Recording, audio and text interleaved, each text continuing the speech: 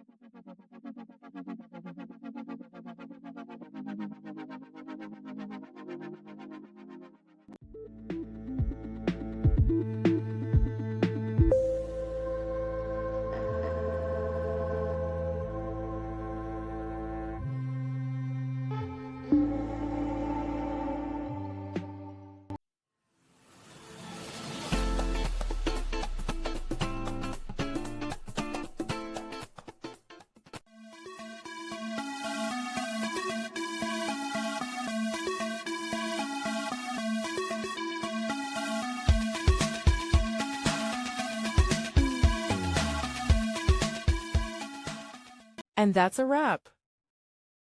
I hope you found the answer you were looking for.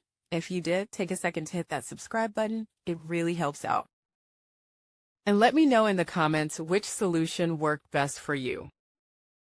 See you next time in the debug zone.